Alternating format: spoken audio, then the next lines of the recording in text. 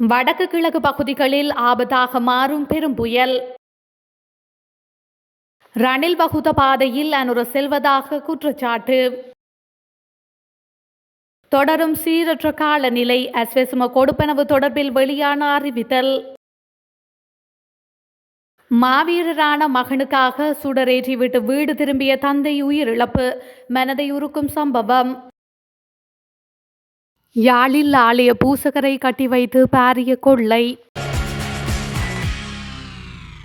கடந்த 23ஆம் திகதி வங்காள விரிகுடாவில் உருவாக்கிய தாளமுகம் புயலாக உருவாக வாய்ப்புள்ளதால் வடக்கு கிழக்கு பகுதிகள் மேலும் பாதிக்கப்படலாம் என தெரிவிக்கப்பட்டுள்ளது.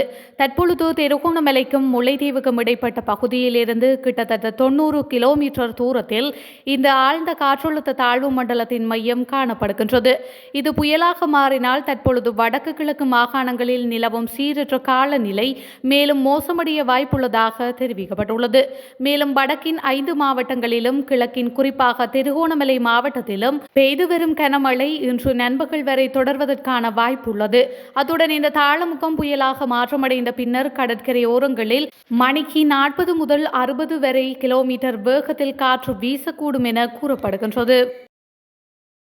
ஆலங்குளம் துயிலும் இல்லத்தில் மாவீரர் ஒருவரின் தாய் கதறி அழுதமை காண்போரை கண்கலங்க வைத்துள்ளது. தமிழர் தாயக பகுதி உள்ளிட்ட புலம்பெயர் பிரதேசங்களில் மாவீரர் தினம் நேற்றிலிருந்து உணர்வு பூர்வமாக அனுஷ்டிக்கப்பட்டு வருகின்றது. தாயக பகுதிகளில் உள்ள துயிலும் இல்லங்களில் அதிகளவான மக்கள் ஒன்று திரண்டு தேசத்திற்காய் உயிர் நீத்த தமது உறவுகளை நினைத்து கண்ணீர் மெல்க அஞ்சலி செலுத்தி வந்திருந்தனர்.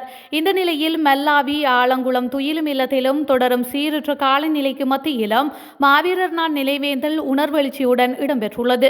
இதன்போது ஆலங்குளம் துயிலும் இல்லத்தில் மாவீரர் தாய்மொழியனின் தாயார் சரஸ்வதி பிரதான பொதுச்சுடரினை ஏற்றி அஞ்சலி நிகழ்வினை ஆரம்பித்து வைத்து ஈகை சுடரினை ஏற்றியவர் அங்கு கதறி எழுதமை காண்போரை கண்கலங்க வைத்துள்ளமையும் குறிப்பிடத்தக்கது. அரசாங்கம் மக்களின் ஆணையை புறக்கணித்து முன்னாள் ஜனாதிபதி ரணில் விக்ரமசிங்க வகுத்த பாதையில் செல்வதாக எதிர்க்கட்சித் தலைவர் சஜித் பிரேமதாச குற்றம் சுமத்தியுள்ளார்.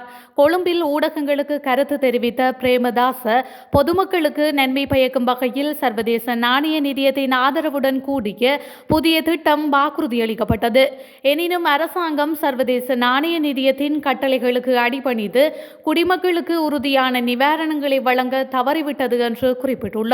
தேர்தல் பிரசார வாக்குறுதிகளுக்கும் அரசாங்க நடவடிக்கைகளுக்கும் இடையில் முரண்பாடுகள் உள்ளதாக சுட்டிக்காட்டிய பிரேமதாச மின்சார விலை மற்றும் எரிபொருள் விலை குறிப்பு வாக்குறுதிகள் நிறைவேற்றப்படவில்லை என்றும் கூறியுள்ளார். சர்வதேச நாணய நிதியத்தின் கட்டமைப்பிற்குள் பணிபுரிவதை தனது கட்சி ஆதரிக்கும் அதே வேளையில் பொதுமக்களின் சுமையை குறைக்கும் வகையில் வரி கட்டமைப்புகளை சீர்திருத்துவது தமது கட்சி உறுதியாக உள்ளதாக அவர் வலியுறுத்தியுள்ளார். இந்த நிலையில் அர்த்தமுள்ள சீர்திருத்தங்களை நடைமுறைப்படுத்துவதில் அரசாங்கம் இயலாமையை காட்டுவதாகவும் எதிர்க்கட்சித் தலைவர் விமர்சித்துள்ளார். தமிழர் தாயகம் உட்பட புலம்பெயர் நாடுகளிலும் உணர்வு பூர்வமாக மாவீரர் தினம் அனுஷ்டிக்கப்பட்டு வருகின்றது. நாட்டில் நிலவும் சீரற்ற காலநிலைக்கு மத்தியிலும் அதனை பொருட்படுத்தாது மக்கள் அஞ்சலி செலுத்தி வருகின்றனர். இந்த நிலையில் மாவீரர்களுக்கு அஞ்சலி செலுத்தும் வகையிலான பதிவொன்றை நடிகர் மற்றும் தமிழக வெற்றி கழகத்தின் தலைவருமான விஜய் பதிவிட்டுள்ளார். குறித்த பதிவை நேற்று அவர் தனது எக்ஸ் தளத்தில் வெளியிட்டுள்ளார். மேற்படி பதிவில் மாவீரம் போற்றதும் என அவர் தெரிவித்துள்ளமையும் குறிப்பிடத்தக்கது. மாவீரர் நாளில் மகனுக்காக சுடரேற்றிவிட்டு சென்ற தந்தை அவரது வீட்டில் வைத்து உயிரிழந்த சம்பவம் ஒன்று முல்லைத்தீவில் பதிவாகியுள்ளது. குறித்த மனதை உருக்கும் சம்பவம் நேற்றைய தினம் முள்ளியவளை பகுதியில் இடம்பெற்றுள்ளது. தாயகத்திற்காக போராடி வீரச்சாவடைந்த மறவர்களை உணர்வெழுச்சியுடன் பூசிக்கும் மாவீரர் நாள் நேற்றைய தினம் தாயகம் உட்பட புலம்பெயர் தேசங்களிலும் உணர்வுபூர்வமாக அனுஷ்டிக்கப்பட்டது. இந்த நிலையில் முல்லைத்தீவில் நேற்றைய தினம் இடம்பெற்ற மாவீரர் நிகழ்வில் மகனுக்காக சுடரேற்றிவிட்டு சென்ற தந்தையொருவர் அவரது வீட்டில் வைத்து உயிரிழந்துள்ளார். இசைக்கலைஞன் என்ற மாவீரரின் தந்தையே இவ்வாறு உயிரிழந்துள்ளதாக தெரிவிக்கப்பட்டுள்ளது. உயிரிழந்த நபர் திருகோணமலை திரியாயை பிறப்பிடமாகவும் முள்ளியவளையை வசிப்பிடமாகவும் கொண்டவர். மேலும் அவரின் மரணத்துக்கான காரணம் இதுவரை வெளியிடப்படாத நிலையில் காவல்துறையினர் மேலதிக விசாரணைகளை மேற்கொண்டு வருகின்றனர். தமிழர் தாயகம் உட்பட புலம்பெயர் நாடுகளிலும் உணர்வுபூர்வமாக மாவீரர் தினம் அனுஷ்டிக்கப்பட்டு வந்தது. நாட்டில் நிலவும் சீரற்ற காலநிலைக்கு மத்தியிலும் அதனை பொருட்படுத்தாது மக்கள் அஞ்சலி செலுத்தி வருகின்றனர். இந்த நிலையில் நாம் தமிழர் கட்சியின் தலைமை ஒருங்கிணைப்பாளர் செந்தமிழன் சீமானம் மாவீரர்களுக்கு அஞ்சலி செலுத்தியுள்ளார். இதன் அடிப்படையில் மாவீரர் நாளை நினைவு கூறும் முகமாக சென்னையில் நேற்று கூட்டம் ஒன்று இடம்பெற்றுள்ளது. இதன்போது மாவீரர்கள் தொடர்பில் கருத்து தெரிவித்து எழுச்சி உரையொன்றை ஆற்றியதுடன் அவர் அஞ்சலியையும் செலுத்தியுள்ளார். யாழில் ஆலய பூசகரை கட்டி வைத்து கொள்ளையடிக்கப்பட்ட சம்பவம் ஒன்று இடம்பெற்றுள்ளது. குறித்த சம்பவமானது யாழ் கைதடியில் நேற்று இடம்பெற்றுள்ளது. சம்பவம் தொடர்பில் மேலும் தெரிய வருகையில், கைதடி ஏனையின் வீதியில் அமைந்துள்ள கௌரியம்மன் ஆலயத்தினுள்ளேயே இந்த கொள்ளை சம்பவம் முற்பகல் இடம்பெற்றுள்ளது. பூசகரின் அலறல் சத்தம் கேட்டு அயலவர்கள் விரைந்த போது 2 கொள்ளையர்கள் பூசகர் அணிந்திருந்த 2 பவுன் தங்க சங்கிலியையும் 45,000 ரூபாய் பணத்தையும் கொள்ளையிட்டு தப்பி சென்றுள்ளனர். கொள்ளையருக்கு உதவிய பெண் ஒருவர் இதன்போது பிடிக்கப்பட்டு காவல்துறையினரிடம் ஒப்படைக்கப்பட்டுள்ளார். கைதான சந்தேக நபரை இன்று சாவகச்சேரி நீதிமன்றில் முன்னிலைப்படுத்தப்பட உள்ளதாக சாவகச்சேரி காவல்துறையினர் தெரிவித்துள்ளனர். மேலும் தப்பி சென்ற 2 கொள்ளையர்களையும் கைது செய்யும் நடவடிக்கையிலும் காவல்துறையினர் ஈடுபட்டுள்ளமை குறிப்பிடத்தக்கது. அஸ்விசும நலன்புரி திட்டத்திற்கு விண்ணப்பிக்க வழங்கப்பட்ட கூடுதல் அவகாசம் மீண்டும் ஒரு முறை நீடிக்கப்பட்டுள்ளது. இதற்கு முன்பு இதுவரை நிவாரண பயனாளிகள் திட்டத்திற்கு விண்ணப்பிக்க முடியாத குடும்பங்கள் மற்றும் நபர்களுக்கு 25ஆம் திகதி முதல் அடுத்த மாதம் 2ஆம் திகதி வரை கால அவகாசம் வழங்கப்பட்டுள்ளது. நாடளாவிய ரீதியில் மிகவும் சீரற்ற காலநிலையால் மக்கள் வெள்ளத்தினால் பெரிதும் பாதிக்கப்பட்டுள்ளனர். இந்த நிலையில் இதனை கருத்தில் கொண்டு மீண்டும் ஒரு முறை நேரம் நீடிக்கப்பட்டுள்ளமையும் குறிப்பிடத்தக்கது.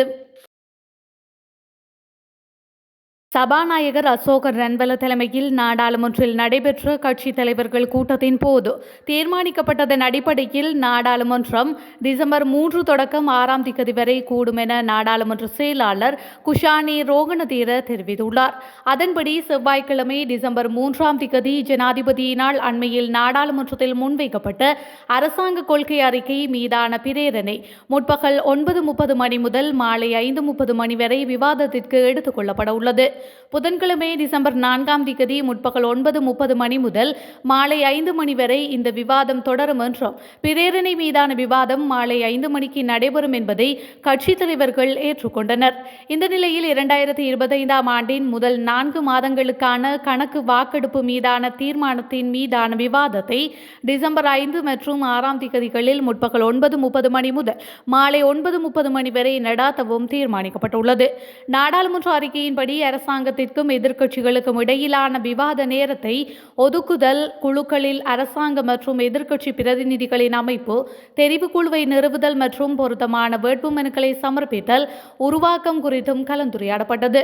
நாடாளுமன்ற அலுவல்கள் மற்றும் இதர குழுக்களுக்கான குழு, துறைசார் மேற்பார்வை குழுக்களின் செயல்பாடு மற்றும் 10வது நாடாளுமன்றத்திற்குள் பெண் நாடாளுமன்ற உறுப்பினர்கள் குழுவை நிறுவுவதற்கான கோரிக்கை தொடர்பாகவும் இதன்போது கலந்துரையாடப்பட்டுள்ளது.